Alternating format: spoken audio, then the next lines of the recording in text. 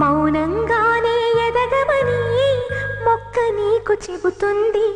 ఎదిగిన కొద్దీ ఒదగమని అర్థమందులో ఉంది. అపజయాలు కలిగిన చోటే గెలుపు పిలుపు వినిపిస్తుంది.